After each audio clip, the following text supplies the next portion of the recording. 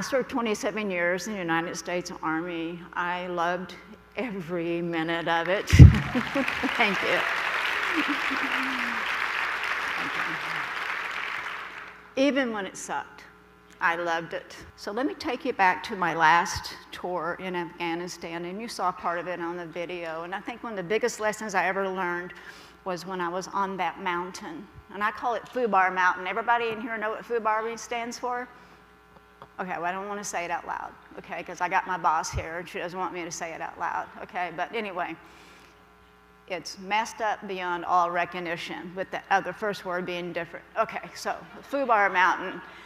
So the general had come to me, and he says, Sergeant Major, there's a bunch of bad guys in the mountains, and they're living in the caves, and they're coming down at night, and they're doing awful things to all the villages and the people who are friendly towards the United States and our allies. And he says, I want it to stop. Right as my helicopter is coming, we start taking machine gun fire, and it's coming from the front, and it's mowing people down. Well, as soon as I hit the ground, I did what everybody else did. I ran and found a place where I could hunker down to get away from the machine gun fire. And it was myself and 14 other soldiers. In the military, it's the ranking person on the ground is always in charge. So as we're hunkered down behind this rock, everybody's looking around, including me, to see who's the ranking person, and it's me. So the burden of leadership is responsibility. If you are in leadership, and even you only are leading yourself, you have a responsibility. It's not something that you can delegate. It's not something that you can wish away. It's not something that you can't stand and do because you have been deemed in a leadership position. But at that moment, it was very scary to me because all of a sudden I was in charge of getting these people off the mountain under excruciating details and all kinds of things. And all eyes were on me, so it was my decision to make, as you saw. Well, you know the rest of the story. As we went up to the mountain, and listen, one of the things I learned was I was on the radio every 15 minutes calling back to headquarters saying, this is my position. We're running low on ammunition. I'm running out of terrain. We're not going to make it. I got 100 bad guys chasing us. Can you help me? And it was always negative, Sergeant Major. Now, the lesson I learned was that that wasn't personal. They did not care about me and my people that wasn't that. What they had was a bird's eye view. And they knew if they sent in a helicopter to rescue us, or if they moved soldiers, or if they did anything, there was a chance that more lives would be lost. It's another burden in leadership is you got to make hard decisions. But for those of us on the receiving end of those hard decisions, I had to look my troops in the face and tell them it's not personal. It's not that they don't care about us. They care deeply about us. But if they send people in to save us, that we could lose more lives. So it's on us. It's hard to articulate that to people who feel like that it is personal, but you as a leader, it's your responsibility to say it's not personal, it's business, it's this way we're going to do, and we're going to take responsibility here. So our mission was to get to the top, and we really did not think we were going to be rescued because they had been telling me no all day.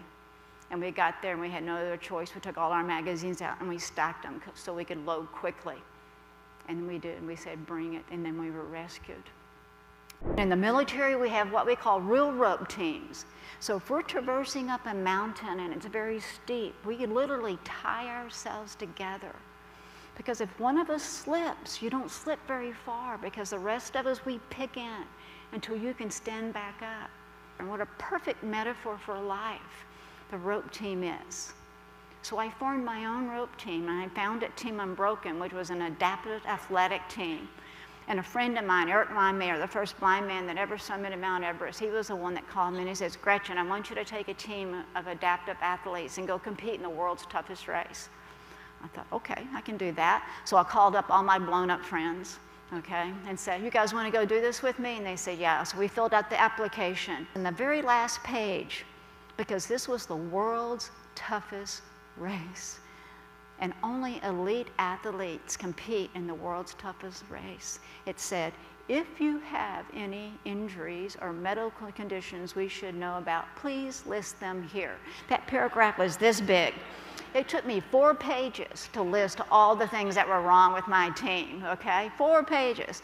So I sent in the application, and then just sitting at the computer, like 5 minutes had gone by, and I get this email back from the application thing, and it says, no, you guys can't compete in the race because you're all so disabled. Whoa. First of all, I think it's illegal to say that. But, well, I have to ask the lawyer. He'll tell me. Second of all, well, that's not nice. And I said, no, wait a minute. We're all incredible athletes. We are competing against able-bodied people and doing really well. And she goes, I don't care. And I said, I got snarky again, okay? And I said, take me to your leader. The leader was Mark Burnett, you know, the guy that does Survivor and all those other TV shows, and also was Bear Grylls because he was the host. And I actually got on a Zoom call with them. And Mark's a veteran, and so is Bear. And I remember Mark sitting there, and he says, Gretchen, maybe I can do his accent. I don't know. Gretchen, I really want to say yes to Team Unbroken, but I'm afraid. And I said, Mark, what are you afraid of? Mark says, I'm afraid you're going to get hurt. I started laughing. I said, Mark, my whole team has been blown up, okay? We've already been hurt, okay? Are you going to shoot at me? And he goes, well, no. And I said, are you going to shoot rockets at me? And he goes, no. And I said, well, then we're good. What I'm asking you, Mark, is this. Put us on the same playing field as everybody else. If we wash out on the first day of the world's toughest race, that's on us. But if you say no to Team Unbroken, you're saying no to a whole population of people that something has happened to, and you are deciding what I am capable of and what I can do and what I can't. And frankly, Mark, that's not your decision. And Mark said to me, gosh, Gretchen, when you say it like that, you make me sound like an asshole. Don't be an asshole, Mark. It's really that simple. And he said, yes. Yes is a powerful word. Yes gives people opportunities. Yes gives people hope. Yes invites collaboration.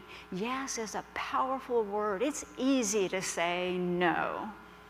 Because when you say no, you shut all the doors. No more actions are required of you. You can shake your hands and walk away. But when you say yes, you're inviting work.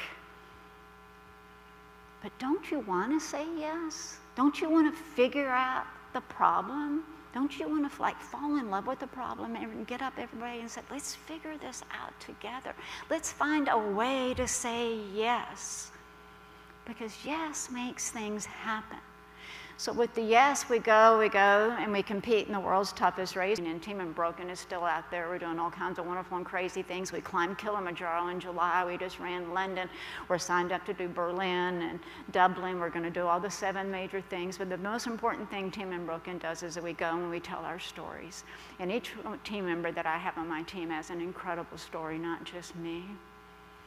My call to action for you today is this. You find your rope team in your profession and your personal life. You tie yourselves together and you go up to the top of the mountain, whatever your dream is taking you, wherever professionally you want to be, and you can do it, and you can do it together.